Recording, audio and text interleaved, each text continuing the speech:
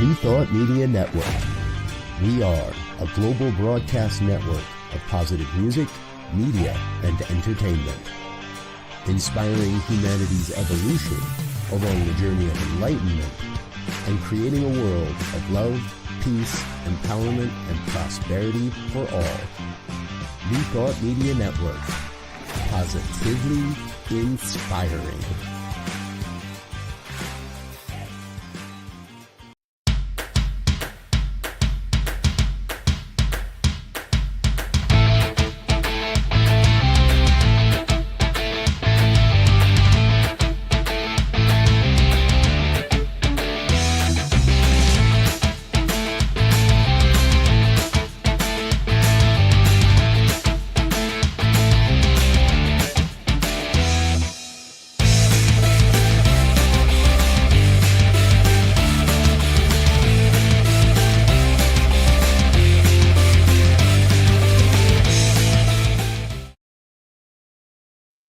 Hello, hello, hello. Welcome to Rockin the Love. I am Robyn. And I'm Gil, and we are happy to have you joining us today. It is another Wednesday. What are we in? March. Oh my gosh, the middle of March, isn't it? It is. Yeah. Well, we've survived both of our birthdays so far. It's very impressive. We just continue to keep growing and hopefully learning. And that's why we do the show with you, because we want to have a chance to just talk about some of the things that are important around relationships and hopefully inspire some thinking, answer questions, a little at least, and have some fun. Yay, fun. So if you're joining us for the first time, welcome, welcome, welcome. We are a married couple, which will become very obvious at some point during the show. Also, if you could like us, we will like you too. We'll like you back. And so today we're going to be talking about when overwhelm is at the helm. Oh my gosh. What does it look like and feel like and all of that in a relationship when overwhelm takes over one of the people? Because, whoever you're in relationship, that could be at work, that could be, your family, your partnership, whatever it is, just what does that look like and what can we do about it? And we will hopefully get some great tips, some ideas that we may or may not be using, but we will certainly try to put them into play. So, how are you? I am okay, only slightly overwhelmed. Yeah, doing well. And I, had a great birthday, and it was great. We had family in town, and it was really fun.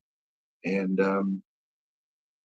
the world seems to be, flying through the universe as it always has been, at a rate of speed that seems enormous. And I keep, finding different things that make me feel better about the world and feel better about what's going on. I saw something just today that I thought was very fascinating, and that was a quote that says that all tyrants eventually fall away. And I was like, oh, that's a good thing to just realize, that whatever we're in, whatever the situation is, whatever looks out of place or tyrannical, we can know is eventually going to fall away. Because if it's not supposed to be there, it won't last. And if it is supposed to be there, we'll figure out how to traverse it. Interesting. I have a challenge with that, but okay. Okay. What's your challenge? I think when we start naming it like that, like tyrant and those kind of things, that it becomes the other and it separates it from the oneness.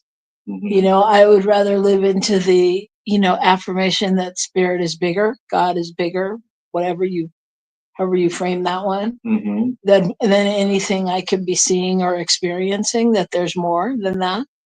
But if I start to go, oh, that over there is a tyrant, that over there is wrong. I mean, not to say that I don't say that or that I don't feel that, there is definitely different values that people hold that I may not be in alignment with, or they may not be in alignment with mine, but I don't know. Well, the quote is actually from Mahatma Gandhi, and it says, "For a time, tyrants can seem invincible, but in the end, they always fail." And I think the point of the quote is those who are attempting to overpower others, Right. those who are attempting to be out of sync in terms of what equality and equity is in the world, eventually will fail. I got it. Yeah. I mean, I knew that. And I don't think it's a matter of judging people. For me, it's a matter of acknowledging what's my perception of the world. That's more it. This is how I perceive it. I don't know that that's really what's going on, but in my perception, that's what it feels like. So there you go. Okay. Got it. I think I'm tired of perceiving it and judging it and having it, be, I don't know, having it be the main focus.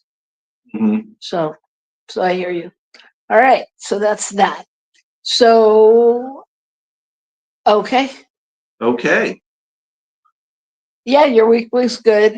Your birthday was good. We went to a escape room, which I think that was fun. I think that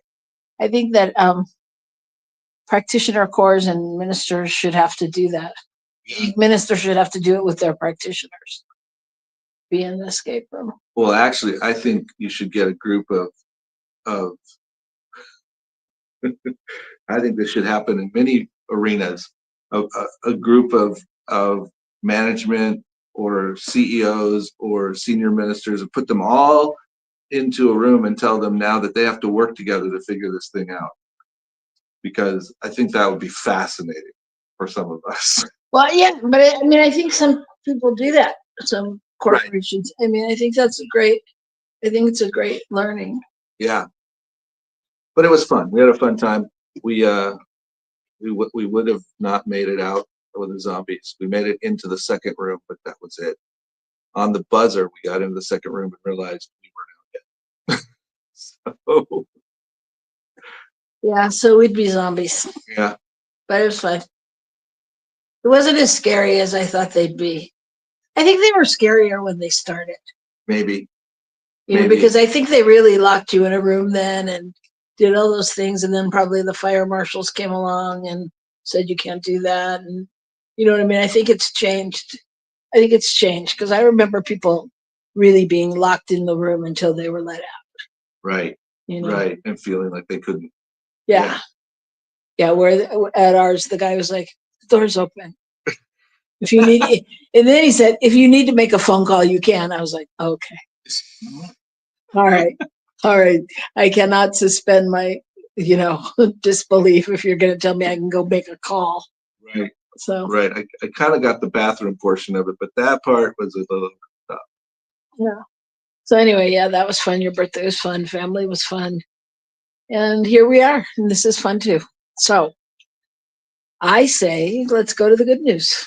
Let's go to the good news. This is our segment where we talk about what's going on that's good in the world so that, we don't get stuck in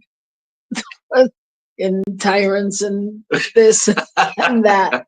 It's like there's so many good things happening, and we just have to remember truly who we are and where we're coming from, and that there is truly a tribe of people that are coming from love right along with us. So This is where we share that good news. Well, and I think in reality, everybody's coming from love in the best way they can. And that's the reality. Some of them are more in line with what we think is love, but So anyway, my good news today is this. How many of us have heard we can, go into nature and be renewed? refreshed and all of that. Well, that, along with Mutual of Omaha's Wild Kingdom, as you may remember, actually could do the trick. You don't have to go into nature necessarily. Just watching nature will reduce pain. So just allowing yourself to be immersed in it through a screen, or paying attention that way, can give you some of the same outcomes as being actually in the forest on a hike kind of thing. So what they found was with neuroimaging, they could see how people experience pain, and that the perception of pain in the body would be reduced when people were watching nature. Isn't that wild? Yes, it makes sense. I mean, it makes sense though, doesn't it? Well, I think it makes sense because I think the reality is that looking at nature allows us to relax somehow, allows us to let go, allows us to lean into something bigger than ourselves, and that changes it. So the pain relieving effect can be achieved through a virtual nature exposure, which is easy to administer and doesn't require any drugs. So that's kind of cool. So anyway, I thought that was a very fascinating study, and I think this is one of those things that you sort of know, but to actually have the scientific backing of it makes it all the more interesting. Well, I think it kind of speaks to, even if you're, homesick or not feeling good and you want to flip through some old National Geographics or so. No, but seriously, like, just when we sit with a picture like that or an image that makes us go and breathe and really relax somehow, I'm sure that too is helpful, right? Yeah. Okay. Anything else? Because you're looking like you have something else to say. Don't. What about you? Did you have one? Oh, unusual. Yes, of course I have one. Oh, good. Otherwise, this wouldn't be the good news segment. It would be your piece. Just your piece. Oh, I like that. Okay. Yeah. All right. So mine is about a bus driver in Louisville, Kentucky, named Larry Farish, and he drives a school bus. And in the morning, he picks up kids for school, and he noticed that his one little regular student was really beside himself and distraught and not happy. And he talked to him. He said, what's going on? And he told him that it was pajama day at school and he didn't have any pajamas and he wasn't going to be able to participate. And and then he went and sat down and was just very withdrawn and inside himself. And so Larry thought, well, I got to make this right. So after he finished, he went to the dollar store and he got a couple pairs of pajamas and he went back to the school and brought them to the boy. And the boy was so excited. He was just beside himself that he could participate and be part of. And, and the school was so thankful. And it's just, to me, it just speaks to those little things that are so easy to do that we sometimes skip over. Mm-hmm. And not only for people we don't know because we don't know them, but for people we do know, mm-hmm. Where we can just, it's that thing of something that we have a sense needs to be done, and do we do it? Do we follow it? Are we willing to take a little bit of extra time? There was another article today about a delivery driver taking groceries to somebody's house, and he dropped them off and rang the doorbell and nobody answered, and he dialed the phone number and nobody answered, and the TV was on and whatever else, and kind of looked in the window to see if anybody was coming and nobody was, and so he figured, well, they must have left for a few minutes. And then he had a feeling that really wasn't it. So he went back to the window and made a closer look inside and saw the lady laying face down on her floor. Mm. And she'd had some kind of diabetic response and was, out. And that's the kind of thing where you just take that little intuition and go, it'll take me a minute, but this is something I need to do. This is why this is coming. And I'm sure the bus driver had some kind of similar thing. Like, I could just go get him some pajamas, and then he did it. He went through with it. How cool is that? Yeah, I mean, and the story you just said reminds me of, well, both of them actually, but remind me of listening to that still small voice that we talked about, Mm-hmm. that voice that says, you can do this, you can fix this. No, there's something else going on, And so, yeah, I think that's part of the key to what's going on in the world. It's like, it's going to take everybody stopping and not necessarily following their own agenda, but paying attention to what's going on for everybody. Yeah, and being willing to take the risk, whatever that risk is. The risk of being wrong, the risk of being made fun of or not being appreciated, or whatever that thing is. No matter what the urging is, the thing for us to do is to step beyond what others might think and really go into, is this what I'm asked to do? And that's the important part. Yes. And I would just add to that, and being in the moment, because sometimes we can talk ourselves out of things in the same 30 seconds we came up with it. Right. If the bus driver had gone, oh, if I do it for him, I'm gonna have to do it for everybody, and what's that gonna, what if the other kid's gonna think if I, or any kind of conversation, or the grocery deliverer, DoorDash, if he's off his schedule, what's going to happen? And I got ice cream in the car. Yeah, exactly. Yeah. So the lesson is, listen to that still small voice and act accordingly. So that's what we're going to do, is act accordingly, but we're not going to do it until after this first break, where we'll come back and talk about overwhelm in relationships. When overwhelm is at the helm and driving your relationships. So don't go away. Come right back here to New Thought Media Network, and we'll join you here.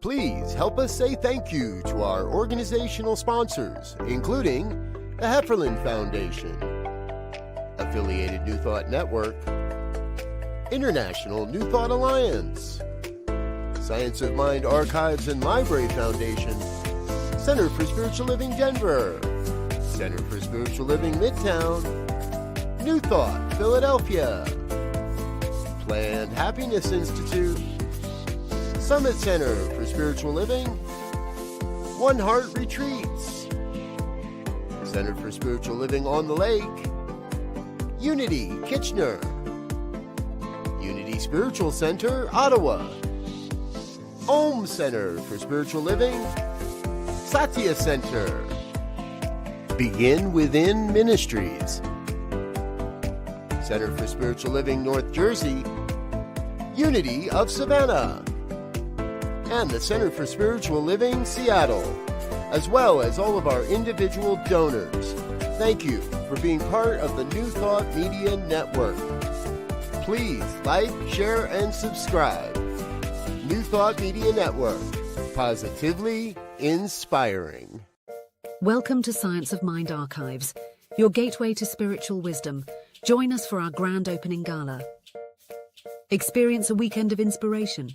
Enjoy a ribbon-cutting ceremony, a gala dinner and workshops, plus a labyrinth walk and town hall.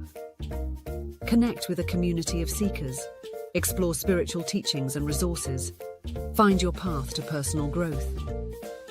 Join us from April 24th to 27th. Lodging options are still available. Visit our website www.scienceofmindarchives.com for more details. Please RSVP by March 15th. Featuring Reverend Jesse Jennings, musical inspirations with Karen Drucker and the spirit of Ernest Holmes.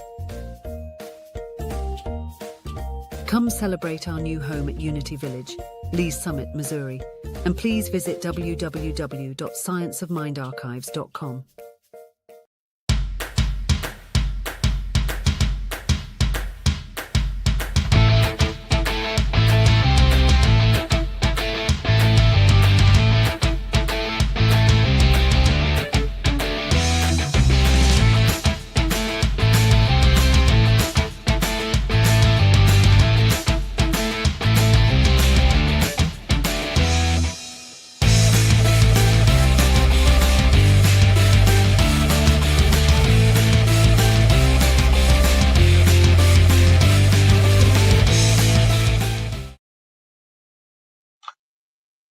Hello, we're back.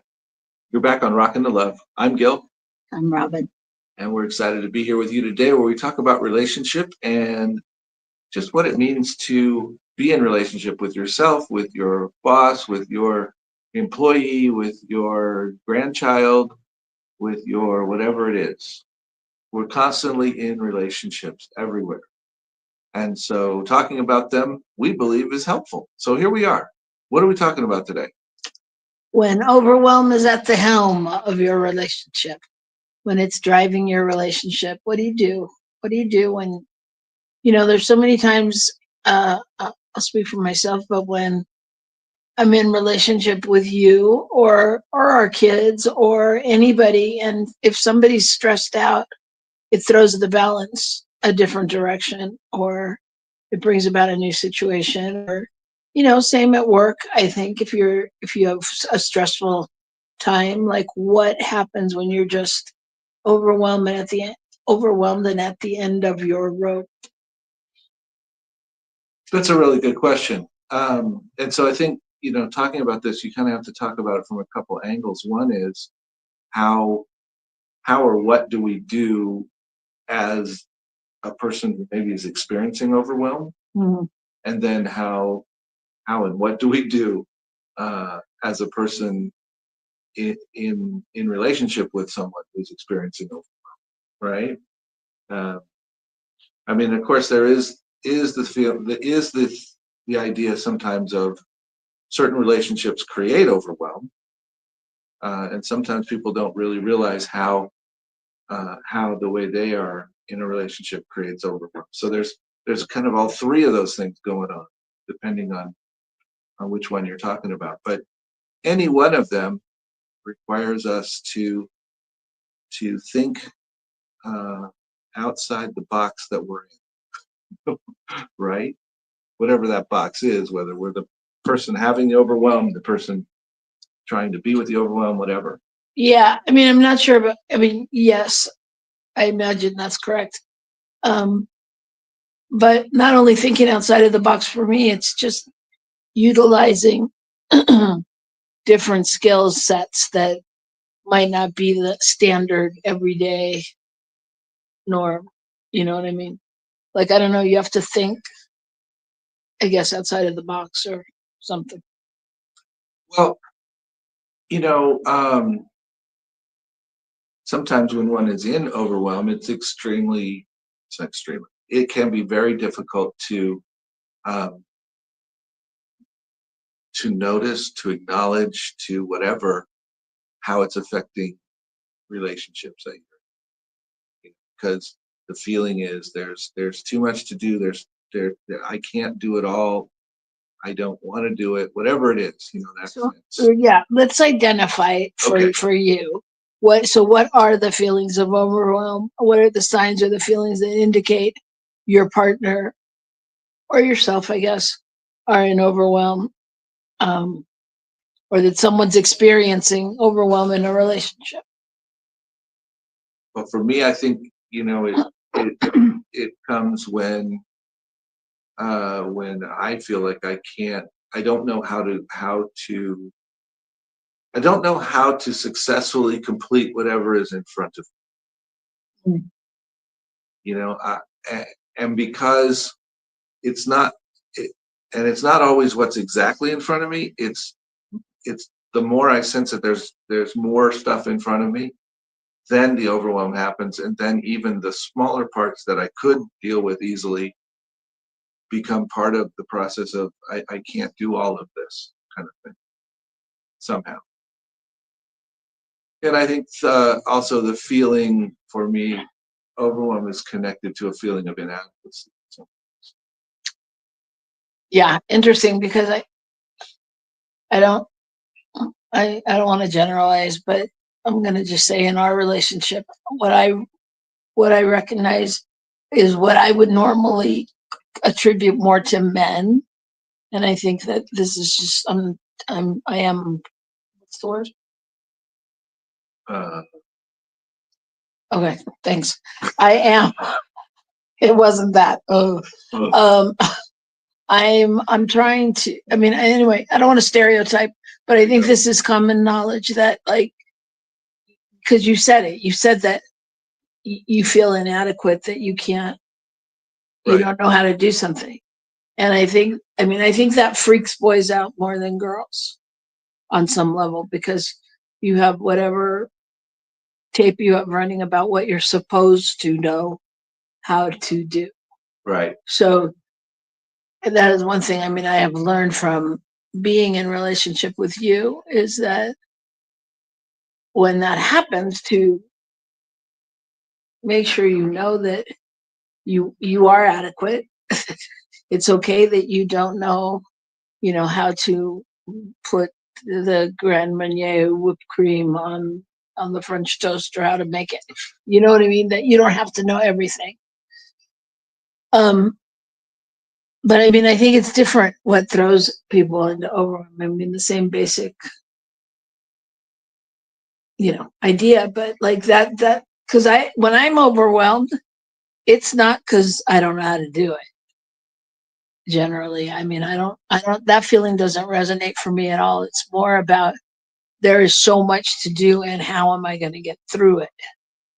Well, I think that's in some ways that's what I was saying as well. That I don't know how I'm going to do it refers to there's too much stuff. I don't know how I can get it all done. So I think sometimes, yes, it does refer to things that you feel like you should be able to do and it's not working, but it also is that there's too much and I don't know how to get through it all. I don't see the pattern to get through it. Yeah, and I think the difference for me is that, I mean, even though we're saying similar things, I think your belief is more of an external belief of, like, how am I going to get, it's logical, how am I going to get it all done, kind of thing. And mine, I mean, like, in my world, it never occurs to me not to get it all done. like, because I'm a woman. I'm like, da, da, da, da, I can do it, and I'll just put on my cape, and somehow we'll make this happen. You know what I mean? So I think there's two kind of sets of thinking, even though they may get us both to the same place. Right. You know, That's kind of fun. and both of them. I mean, both of them may be totally. I don't want to say wrong, but we still may not get the result we want. It may be as far out of whack as the other. Yeah, they may be, because it's like, on the one hand, so that makes my core issue probably not taking care of myself, or not, and your core issue. Unable to do it. Yeah. Yeah. Yeah, like not worthy, but you're not accomplished with enough or whatever. I think that another thing in terms of overwhelm that I've experienced watching myself deal with much better, but that is sadness and disappointment. That can throw me into into overwhelm.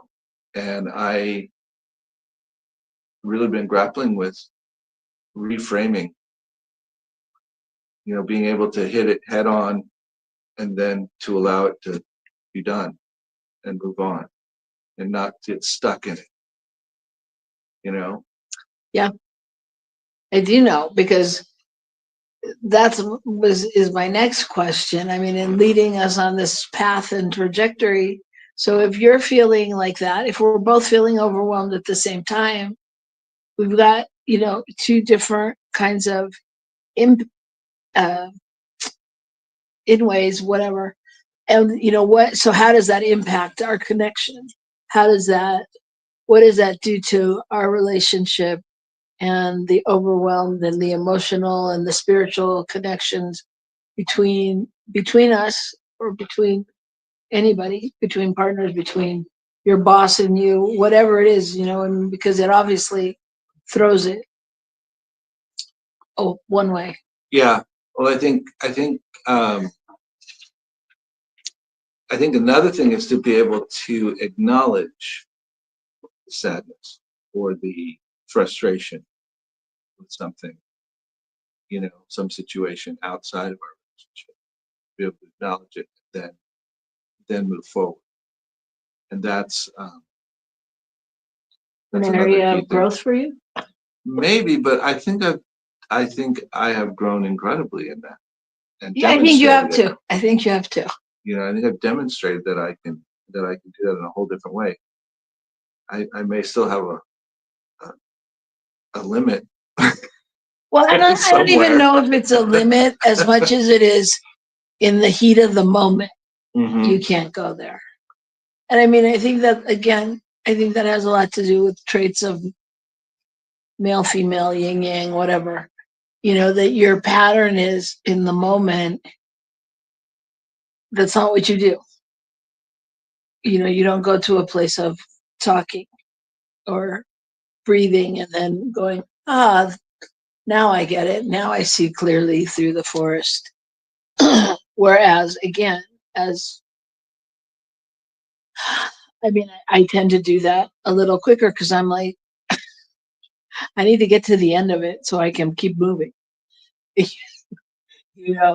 So yeah, I think that's an important thing is, the impact it has, especially when we're both overwhelmed. Mm-hmm. Mm-hmm. Yeah. Yeah. And I think that, and the other thing, of course, that's different is that you would tend to come right to me or someone else and say, this is what's going on. Geez, all right, now what do I do? Now let me think about it. Yeah, let's talk about it. Where I'm gonna go, I can't do this. I need to just have some time. Yeah. I need to process. And I've done that as well and just let it be and not even brought it up for a period of time until I felt like I could actually talk it through. Yeah. Which is ultimately good.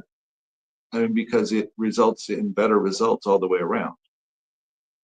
Whether it's talking directly to somebody perhaps that I'm having an issue with, or whether it's talking to you about the issue or someone else about the issue.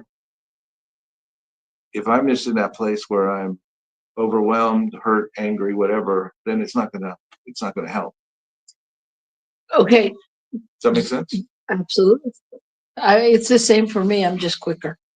Well, yeah. You're just faster. That's not a. I know. It's just, I just do it quicker because to me it's a no-brainer. It's like, okay, we're on the same team. So how do I get to? It's like getting out of the escape room. It's like the object is to get out of the escape room. So why am I going to linger and wait? I'm not. I'm going to go, okay, that was messed up and I don't want that to happen again. And how do we move forward? Let's go. Right. And I'm not going to criticize you for totally misinterpreting that clue, and trying to take us down a rabbit hole or whatever kind of thing. Right. Because it's just like, oh, okay, well, let's try this. Let's do the next thing. What's on the list?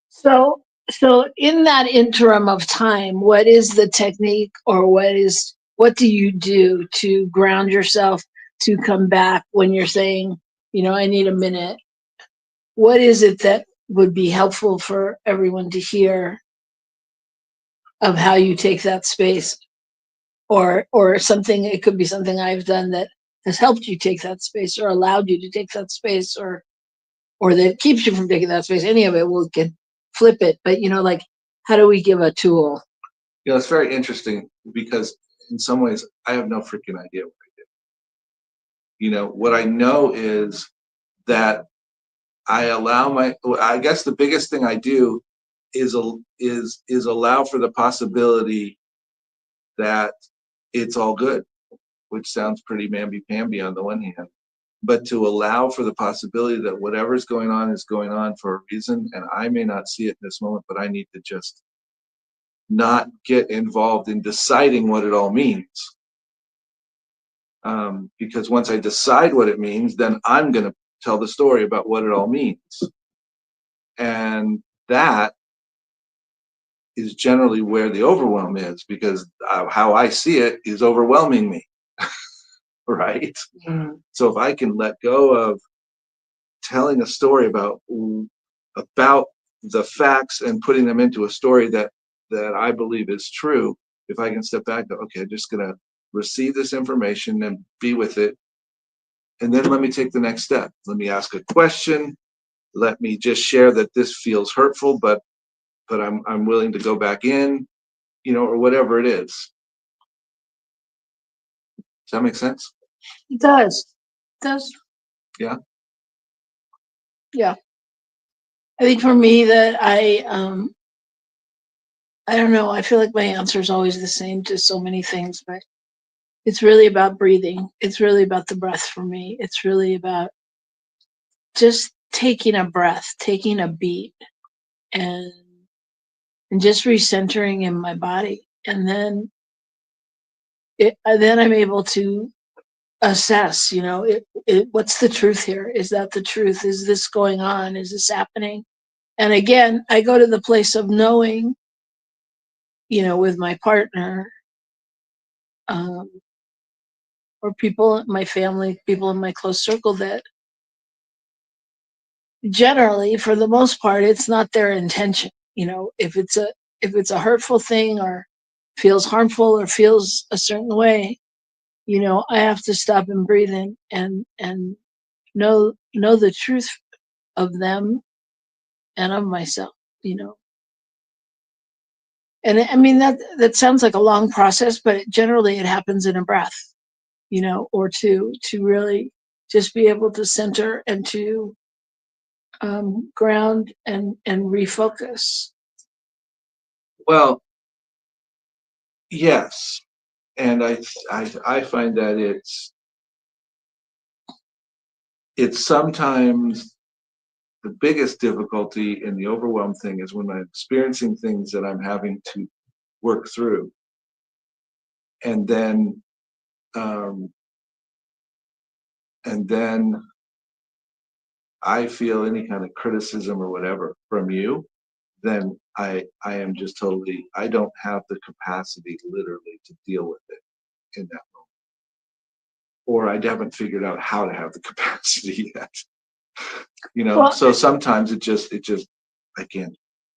yeah, I hear you. It's interesting that you say that, because I was thinking about like with kids, like with our teenager, that there's times when he says something, and I have to take a breath and realize and run it through the mill that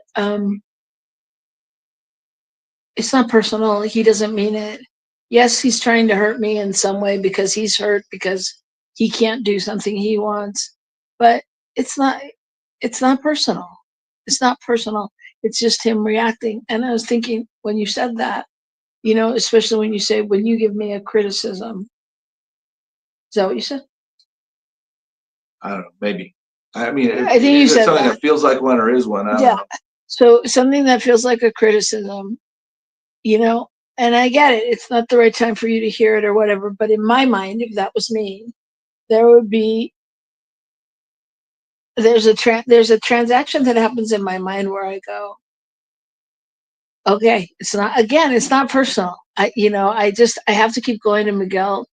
A reason it's the four agreements that it's not personal. That if I'm telling you, yeah, you really need to tuck your shirt in. Well, I get it, and I'm just using you as the example because of what you said.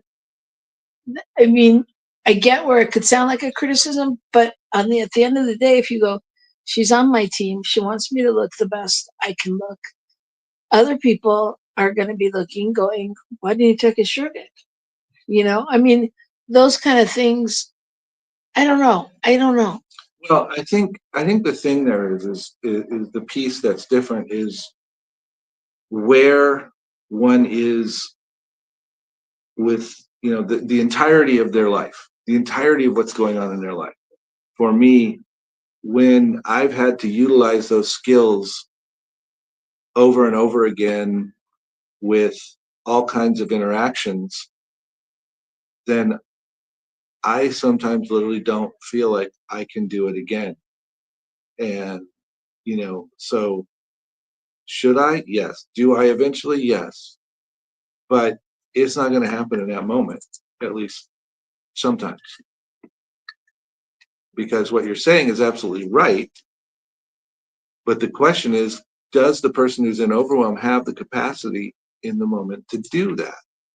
That's part of the overwhelm. And so probably the people who are in closest relationship with them are going to experience the most pushback, because that's the place where where one feels safe enough to push back that way and say, I can't do this, right?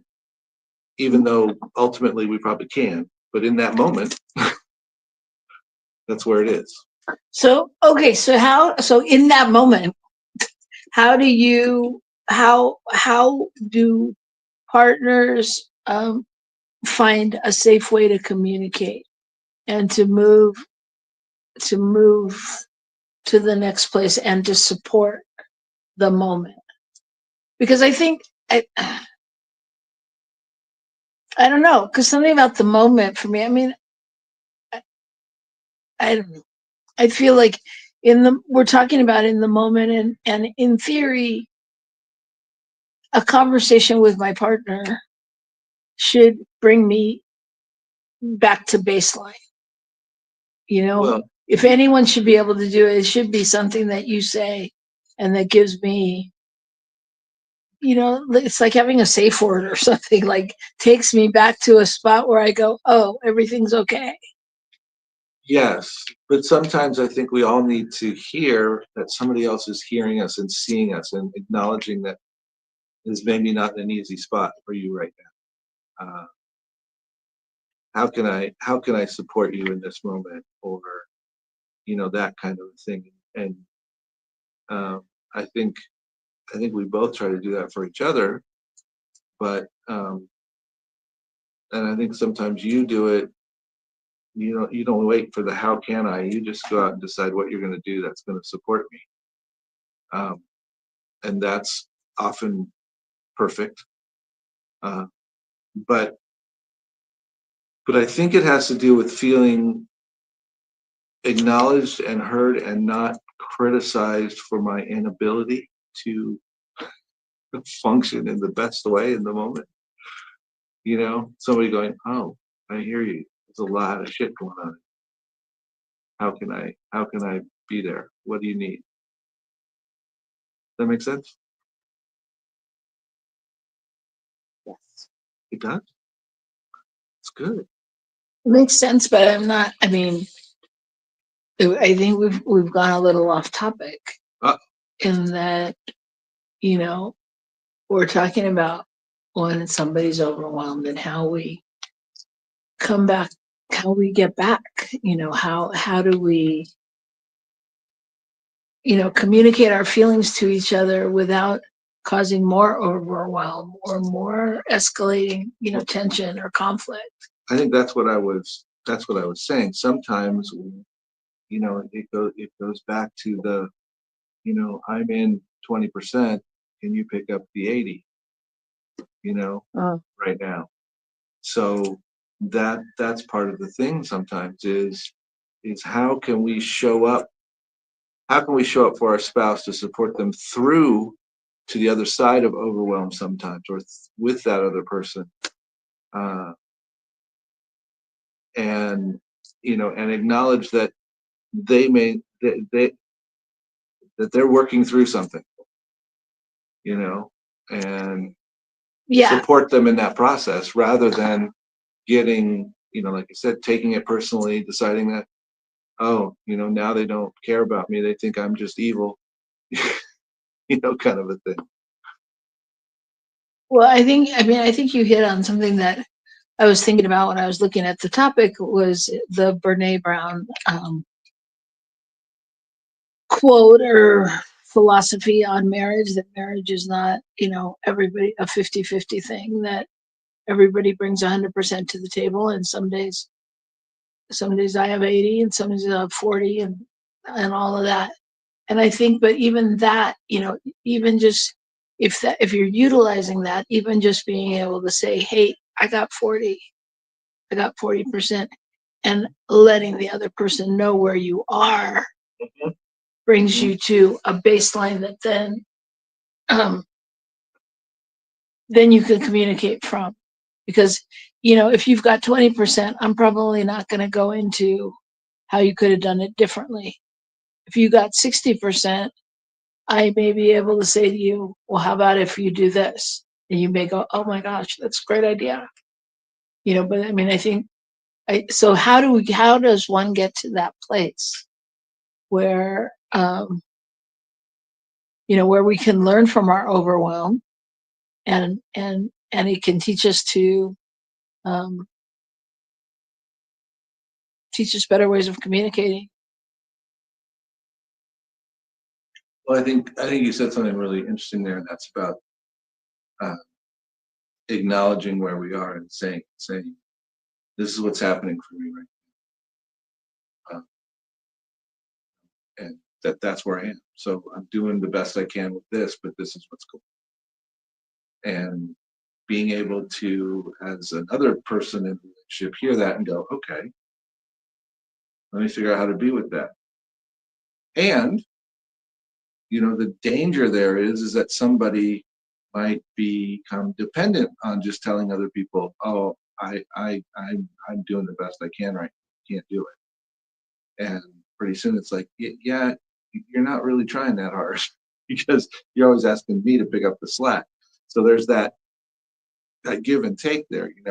Are we honestly doing the best we can, and are we honestly working towards moving ourselves out of that overwhelm? And that may require shifting other relationships that we're in. It may require shifting the one that we're in. It may require changing our work situation. It may require getting help that we didn't want to get. Bringing somebody on board to help us with the job, bringing somebody on board to help us with our mental stability, whatever it is. Yeah, I think that, there's a role in each relationship. And again, even with your boss or your family, that, like, what part does personal responsibility play in it? Right. Right. And being able to really communicate, it's like fill in the blanks. When I get overwhelmed, I feel blank, or I do blank, or I shut off, or, whatever it is. And being able to be aware of those tendencies, so when it's safe or best or to communicate. You know what I'm saying? Yeah. Because I think right now what we're being asked in the world, and maybe always, but certainly feels a little more blaring to me, is to pay attention. And what are the lessons we can learn from this? What are the lessons that we learn from overwhelm? Well, I think as a human, a tendency is to go, if this is overwhelming me, then it's something wrong outside of me, and I have to I have to change it.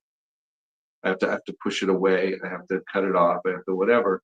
Instead of going, what is this overwhelm telling me about how I'm thinking about things, or how I'm willing to reach out for help, or how I might, you know, think about the fact that what are my choices in life, rather than going, well, this is my only choice, and so so this job is it. It's screwed. That kind of thing.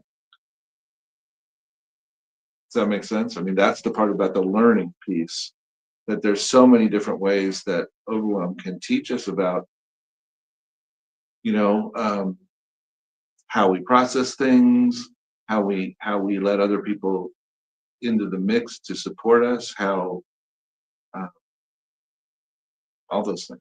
Sorry, I got caught up. No, I think, yeah.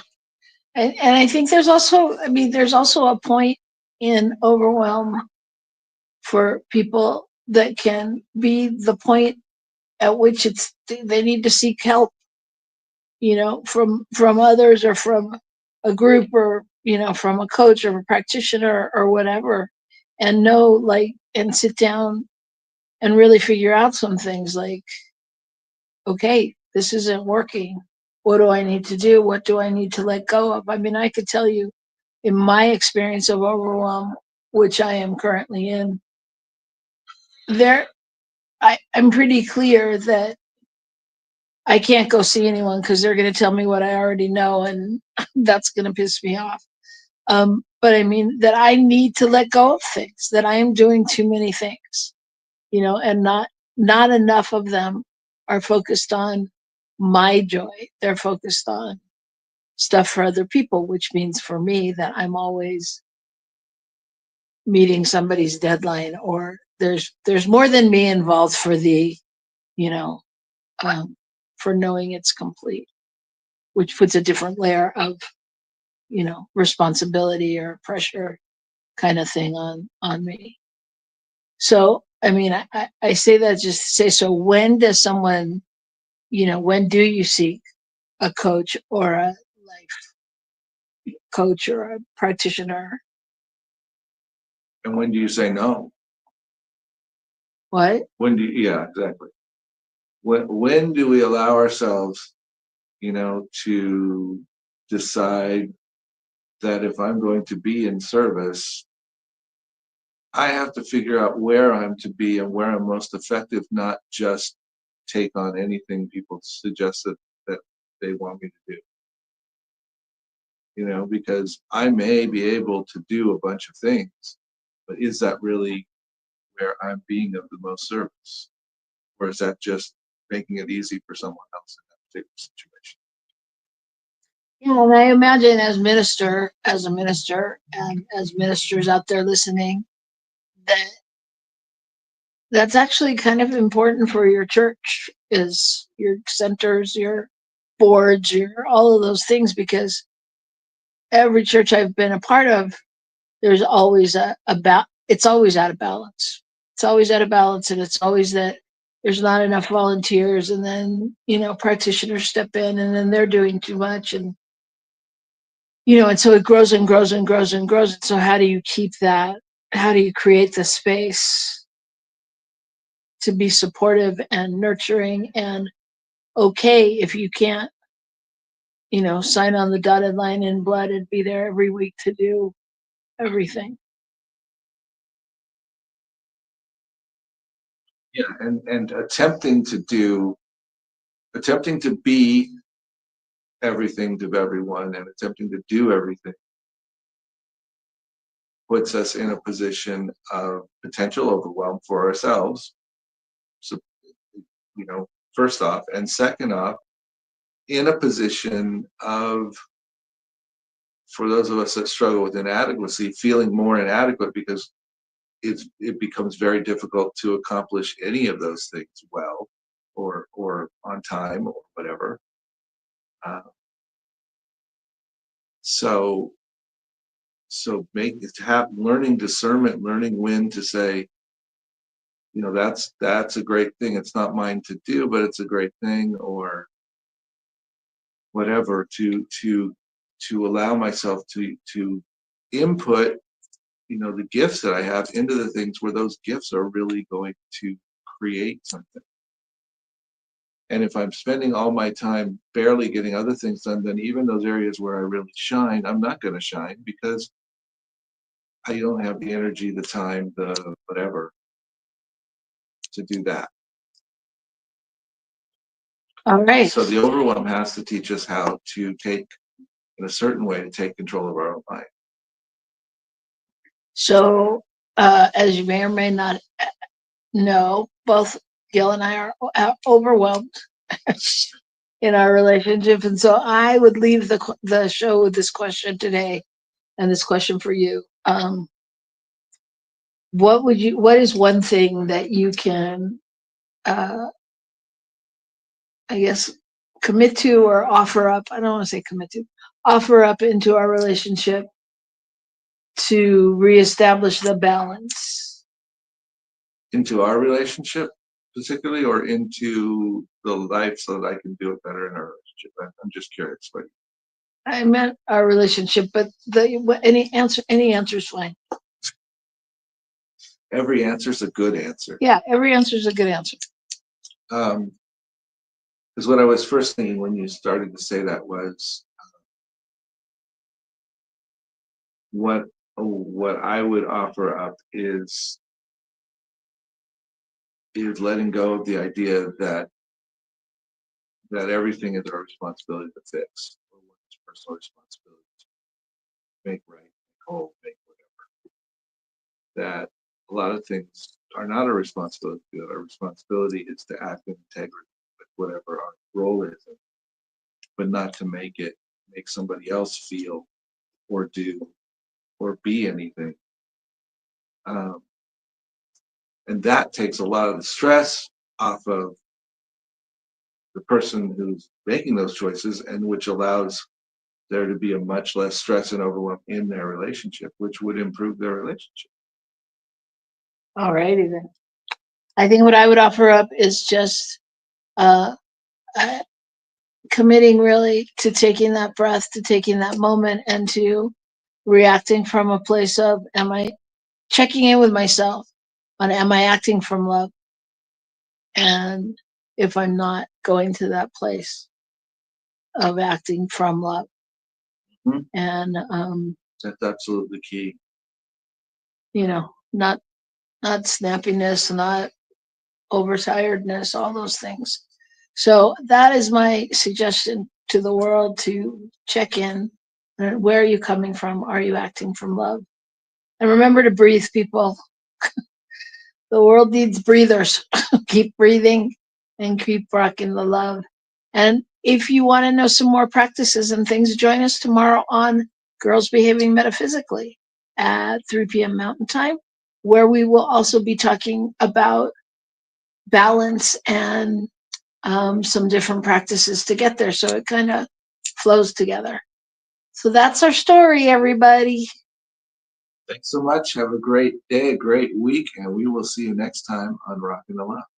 Breathe and rock the love. Bye, everybody.